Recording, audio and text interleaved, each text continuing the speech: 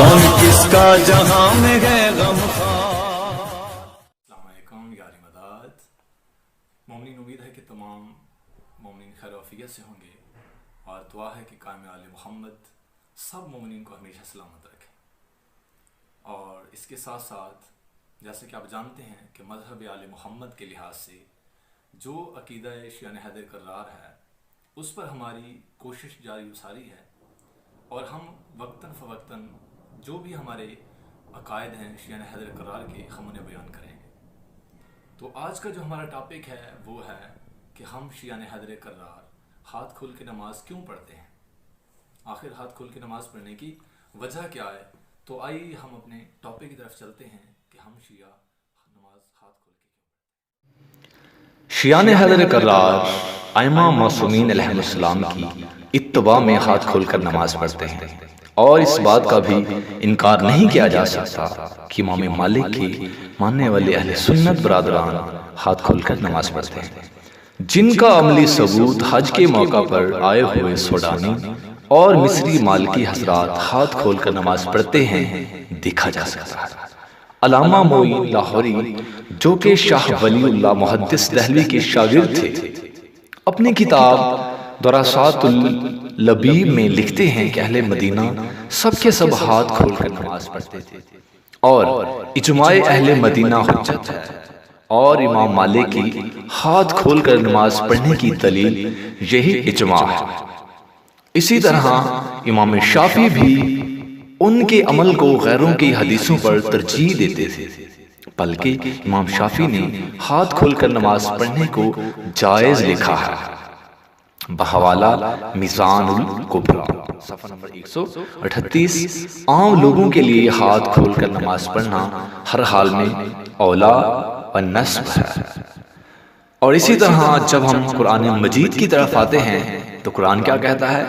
اللہ تعالیٰ اپنی لا ریب کتاب کے اندر یہودیوں کے بارے میں ارشاد فرماتا ہے، وَقَالَتِ الْيَهُودُ يَدُ اللَّهِ مَغْلُولَةٌ غُلَّتْ أَيْدِيهِمْ وَلُعِنُوا بِمَا قَالُوا بَلْ يَدَاهُ مَبْسُوطَتَانِ يُنْفِقُ كَيْفَ يَشَاءُ۔ ترجمہ، اور یہود نے کہا کہ اللہ کا ہاتھ بندھا ہوا ہے، انہیں یہودیوں کے ہاتھ بندھے ہوئے ہیں، اور جو کچھ انہوں نے کہا اس کے سبب سے ان پر لعنت کی گئی، بلکہ اس کے ہاتھ کھلے ہوئے ہیں۔ اور یہ آیہ مبارکہ سورۃ المائدہ میں آیت نمبر 64 میں درج ہے۔ اسی طرح امام بیضاوی اور علامہ زمخشری اپنی تفاسیر میں لکھتے ہیں کہ اس آیہ مبارک میں خدا نے یہودیوں کے حق میں بد دعا کی ہے، کہ یہ کہنے کی جرم میں کہ اللہ کا ہاتھ بندھا ہوا ہے، ان یہودیوں کے ہاتھ بندھے ہوئے ہیں دنیا میں قیدی ہو کر جہنم میں جانے کے وقت۔ یہاں استدلال ہوتا ہے کہ ہاتھ کو کھلا رکھنا اللہ کے نزدیک عزت کی حالت ہے، اور بندھے رہنا اللہ کے نزدیک ذلت کی علامت ہے، اور یہ سزا مجرموں کے لیے تجویز کی جاتی ہے، جیسا کہ اللہ نے یہودیوں کی جرم کی سزا میں تجویز کیا۔ اور اسی طرح سورۃ الحاقہ میں آیت نمبر 30 میں درج ہے، خذوہ وغلوہ، یعنی اسے پکڑو اور اس کو باندھو۔ ایک مولوی صاحب نے استاد محترم علامہ سید فضل عباس نقوی سے کہا کہ ہم گناہ گار ہیں، اللہ کی بارگاہ میں مجرم کی طرح کھڑے ہو تو اچھا ہے۔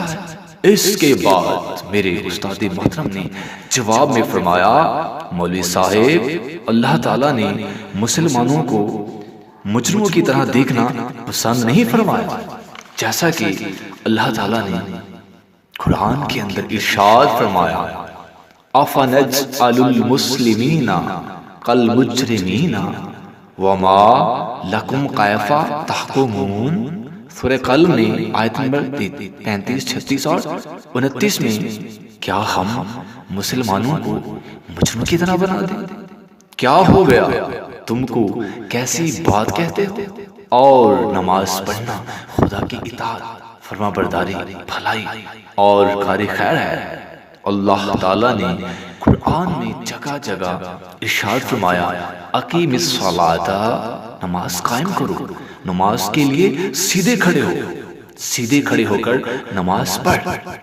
سیدھا کھڑا ہونا بغیر کسی حکم کے ہاتھ کھلے کھڑا ہونا ہے، اور یہ کہنا لغو اور بے معنی ہے کہ نماز میں ہاتھ کھول کر کھڑے ہوں۔ اگر انسان کے ہاتھ بندھے ہوئے ہوتے یا ہاتھ باندھ کر کھڑا ہونا اس کی فطرت ہوتا تو پھر یہ حکم دیا جاتا کہ ہاتھ کھول کر کھڑے ہوں۔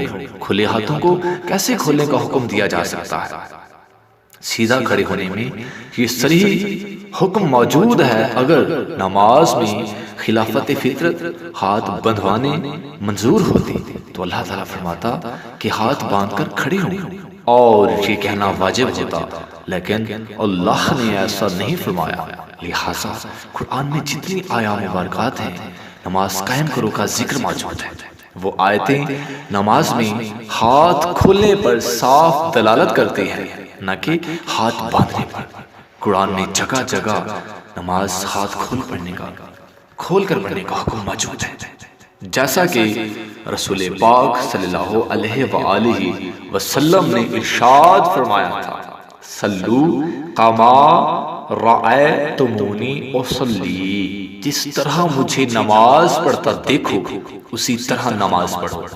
فتاوی شیخ عبد الحی لکھوانی نے جلد اول صفحہ نمبر 326 میں طبع اول میں تحریر کیا ہے کہ معاذ بیان کرتے ہیں جب حضرت صلی اللہ علیہ وآلہ وسلم نماز پڑھنے کھڑے ہوتے تو تکبیر کہتے، وقت ہاتھوں کو کانوں تک بلند کرتے اور پھر ان کو کھلا چھوڑ دیتے۔ دوسری روایت ہے کہ حضرت صلی اللہ علیہ وآلہ وسلم اور آپ صلی اللہ علیہ وآلہ وسلم کی اصحاب ہاتھ کھول کر نماز پڑھتے تھے یہاں تک کہ انگلیوں کے سرے میں خون اتر آ۔ بحوالہ عین شرح کنزال عقائق جو ہے یہ کتاب ہے مشہور و معروف، تو اس کے صفحہ نمبر 250 میں ایک آیت قرآن بطور دلیل حاضر ہے کہ قرآن میں درج ہے کل امر ربی بالقسط واقیموا وجوہکم عند کل مسجد وادعوہ مخلصین لہ الدین کما بعدکم تعودون۔ سورہ اعراف کے اندر آیت نمبر 29 میں درج ہے کہہ دیجیے کہ میرے پروردگار نے مجھے عدل کا حکم دیا اور یہ کہ ہر نماز کے وقت اپنے چہرے قبلہ کی طرف سیدھے کر لیا اور دین کو اسی کے لیے خالص سمجھ کر اسے پکارو جس طرح اس نے تمہیں پیدا کیا، اسی طرح اس کے حضور پلٹ کر جاؤ۔ اس آیہ مبارک میں اللہ تعالیٰ نے نماز کے حکم کے ساتھ فرمایا کہ جیسے پیدا ہوئے ہو اور جیسے اس کی بارگاہ میں پلٹ کر جاؤ گے۔ کوئی انسان نہ ہاتھ باندھ کر پیدا ہوا نہ ہاتھ باندھ کر مرتا ہے۔ اللہ تعالیٰ کی منشاء و مرضی یہی ہے کہ نماز کے لیے ہاتھ کھول کر کھڑے ہو۔ جب کوئی شخص مرتا ہے تو اس کے ہاتھ کھلے ہوتے ہیں اور روز محشر بھی سب کے ہاتھ کھلے ہوئے، اور ہاتھ باندھ کر نماز پڑھنے کے بارے میں قرآن کی آیت نہیں ہے، حتیٰ کہ پورے قرآن میں اس کے بارے میں کوئی اشارہ بھی نہیں ہے۔ ہاتھ کھول کر نماز پڑھنا حکم خدا ہے اور سنت رسول ہے۔ امام جعفر صادق علیہ السلام سے پوچھا گیا کہ ایک آدمی نماز میں دانا ہاتھ بائیں ہاتھ پر رکھتا ہے، یہ کیسا ہے؟ امام علیہ السلام نے فرمایا تکفیر ہے، ایسا مت کرو، یہ مجوسیوں کا طریقہ ہے۔ کتاب تہذیب جلد نمبر 1۔ مسلمانوں میں ہاتھ باندھنے کی رسم کہاں سے آئی؟ اس کی وجہ کیا تھی؟ ذرا اس پر غور کرتے ہیں۔ حضرت عمر کے زمانے میں فتح قادسیہ کے موقع پر جب مجوسی جنگ ہار گئے، جو لوگ قتل ہونے سے بچ گئے انہیں قیدی بنا کر حضرت عمر کے دربار میں لایا گیا، تو ان کی اس حالت پر جس حالت میں تھے، ہاتھ سینے پر بندھے ہوئے تھے اور گردنیں جھکی ہوئی تھی، حضرت عمر کو ان کی یہ حالت بہت پسند آئی اور حکم دیا کہ مسلمانوں کو اسی حالت میں خدا کی بندگی کرنی چاہیے کہ اس سے عاجزی و انکساری ظاہر ہوتی ہے۔ چنانچہ اس کے بعد ہاتھ باندھنے کا رواج ہوا۔ حوالہ الوائل ہے اور ابو بلال عسکری۔ جس طرح قرآن میں وضو کا طریقہ موجود ہے، بالکل اسی طرح قرآن میں نماز پڑھنے کا طریقہ موجود ہے۔ خداوند عالم ارشاد فرماتے ہیں، علم ترى ان اللہ یسبح لہ من فی السماوات والارض والطیر صافات کل قد علم صلاتہ وتسبیحہ واللہ علیم بما یفعلون۔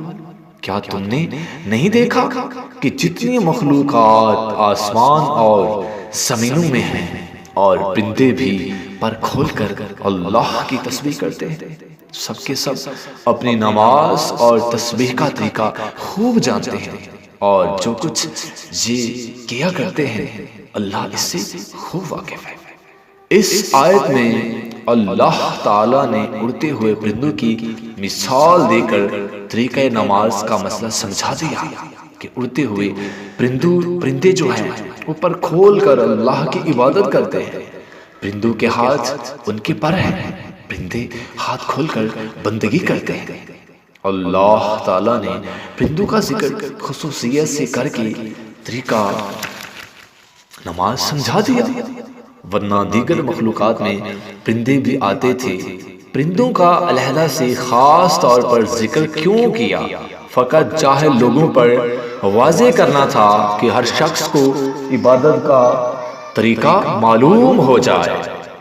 اسی طرح سورہ توبہ میں ارشاد خداوند عالم ہے، المنافقون والمنافقات بعضهم من بعض یأمرون بالمنکر وینہون عن المعروف ویقبضون ایدیہم نسوا اللہ فناسیہم ان المنافقین هم الفاسقون۔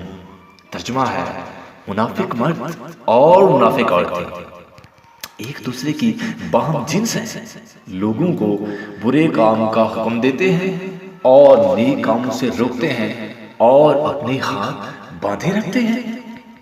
سورہ توبہ آیت نمبر 67 پارہ نمبر 10 کے اندر یہ آیت مبارک درج ہے۔ اس آیت میں ہاتھ باندھنے والوں کو اللہ نے منافق کہا ہے، اور جو خدا کے نزدیک منافق ہو اس کا نتیجہ قرآن میں واضح ہے۔ صاحب کتاب تنویر العینین جو ہیں وہ لکھتے ہیں صفحہ نمبر 21 کے اوپر، اصل حکم نماز میں ہاتھ کھول کر پڑھنے کا ہے، لیکن روافض شیعوں سے مشابہ ہونے کے باعث اسے ترک کر دیا گیا۔ حکم تو ہاتھ کھولنے ہی کا ہے۔ یہ قرآن اول یعنی رسول اکرم صلی اللہ علیہ وآلہ وسلم کے زمانے میں مشہور تھا۔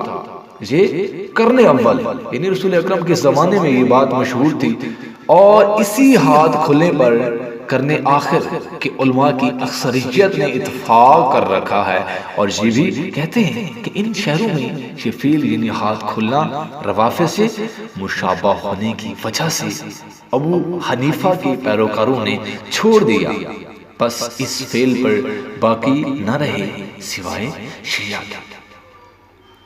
الحدیث کے مشہور عالم علامہ واحد الزمان لکھتے ہیں، یعنی جو یہ کہتا ہے کہ ہاتھ کھول کر نماز پڑھنا شیعوں کا شعار ہے تو وہ غلطی پر ہے، اور رائے میں شیعوں ہی کا نہیں بلکہ تمام اہل اسلام کا یہی عمل رہا ہے، خصوصاً زمانہ رسول پاک صلی اللہ علیہ وآلہ وسلم میں تمام صحابہ اس پر عمل کرتے تھے، اور ہاتھ باندھنے کا کہیں نام بھی نہیں تھا۔